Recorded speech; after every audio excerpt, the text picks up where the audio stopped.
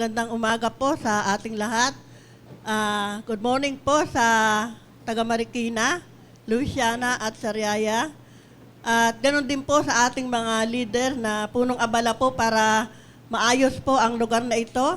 Sige po, palakpakan po natin ang mga leader ng Marikina kung gaano po sila kasipag para tayo po ay makapagdaos ng ganitong gawain na tayo po ay hindi po nahihirapan. Napakahirap po talaga na maging punong abala. Good morning din po sa mga pastor ng Iglesia ng Marikina, si Pastor Maming, si Pastor Roger, at ang ating pong buting senior pastor na si Pastor Felix. Ganon din po sa ating sasambayan po ni Sister Dali. Magandang umaga po sa ating lahat. At binabati ko po kayong lahat ng 32nd anniversary. Sige po, palakpakan po natin ang Panginoon sa kanya pong kabutihan, sa kanyang kadakilaan. At bago po ako magpasalamat ay basahin ko muna po ang aklat ng John 15:16. Sabi po dito, hindi niyo ako pinili, kayo ang pinili ko. Pinili ko kayo upang kayo magbunga at manatilang ang inyong bunga, upang anumang hingin niyo sa ninyo sa Ama, sa aking pangalan ay ibibigay ko sa inyo. Amen. Napakabuti po sapagkat kasama tayo sa pinili at hinirang ng Panginoon. Amen po ba? Amen. Sige nga po, isa po muling palakpak para po sa kabutihan ng Panginoon. Hallelujah. Hallelujah. At ako din po ay personal pong nagpapasalamat sa mga kapatid sa Marikina na nagpaabot po ng tulong para po sa libing po ng nanay ko. Maraming salamat po. Hindi ko na po babanggitin ko sino-sino po yun at talagang isa pong biyaya sa akin na ako po'y nagkaroon ng isang ina na kagaya po ng nanay ko. Ang isang katangian po ng nanay ko ay siya po ay isang nanay na mapagmahal po sa mga pastor. Pag may blessing po ang nanay ko, hindi po pwedeng walang blessing ang kanyang mga pastor. Ganun po kabait ang nanay ko at kabuti sa mga lingkod ng Diyos. At isa po kapang hindi malilimutan sa buhay po ng nanay ko, minsan po may dumalaw sa kanya na yun po ay dating kabataan at may edad na po siya nung makita ko. Nung pumunta po siya sa amin, ang nanay ko po'y malakas pa at buhay pa po nun. Sabi niya po, Nanay Elsie, salamat po sa pag-support mo po sa amin sa pag-aaral ko sa Bible study sapagkat ngayon, nag-aani na po ng maraming kaluluwa ang lugar po ng Pangasinan. Nagulat po kasi hindi ko po alam yon. Ang nanay ko po pala ay maraming natulungan para magkaroon po ng maraming pastor. Kaya, bilang anak po ako po'y nagagalak na ang nanay ko po ay may ganong katangian. Sabi ko nga po ay, mula po sa binhi ng nanay at tatay ko, sumibol po ang mga naglilingkod at mga mananalangin sa amin pong pamilya. Amen po. Kaya, nagpupuri po ako sa Panginoon, sa kanyang kabutihan, sa kanyang kadakilaan po, sa bawat isa sa amin. At ganoon din naman po, nagpapasalamat din po ako sa Panginoon sapagkat itong nakaraang pong May, nakapag-graduate po ang mga kabataan natin ng 60 na bata po sa nakaraang DBBS po sa May 29 po yun. 31 ba, Nini?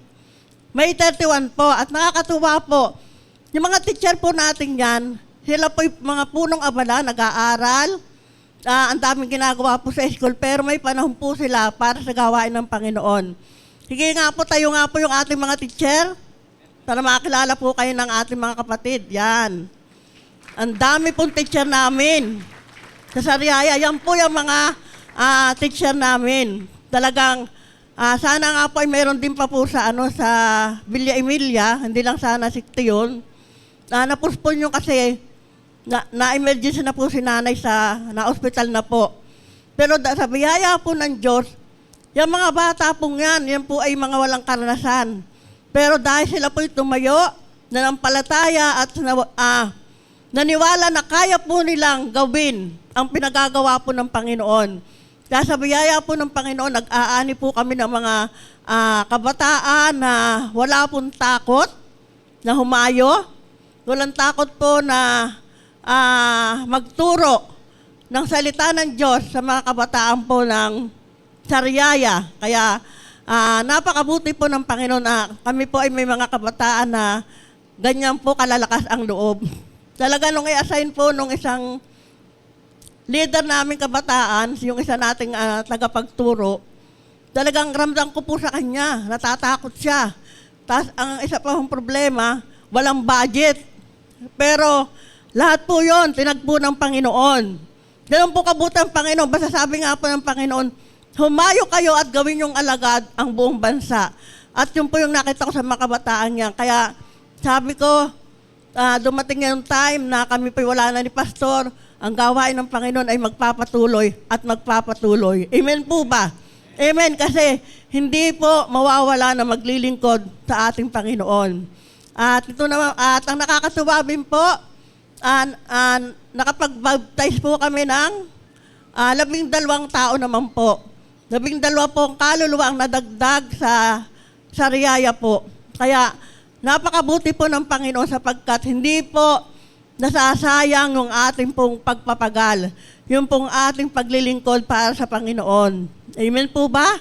Amen. Kaya wag po kayong matakot, wag po kayong mangamba na walang budget sapagkat sabi ng Panginoon, siya po yung magbibigay at magkakaloob ng lahat po ng ating pangangailangan. Kahit nga po, sabi nga po, wag tayo magdala ng anumang kailangan natin sapagkat siya po yung magsusupply. Naalala ko po yung patutuo po ng aking kapatid noon na nahayo po sa Makalilong. Yung lugar po yun ay bundok, maputik. Pag sila po yung humahayop talaga pag umuulan po, ang putik po hanggang kalahating hita. Nalusong po sila doon para po sila makatawid at madala po ang salita ng Diyos. At pagpauwi na po sila, ang layo po. Nananalangin po sila, Lord, bigyan mo naman po kami ng masasakyan. At ang nakakatuwa po, unself-free po talagang Panginoon, may dadaan po ng truck ng kalibkib. Sasakay po sila doon.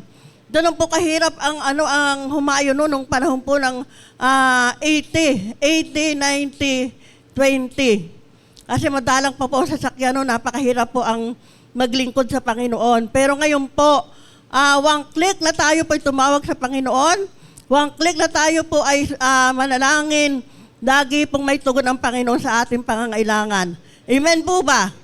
Amen. Yun lamang po at sa Diyos po ang papuri at pasasalamat. In Jesus' name, amen, amen.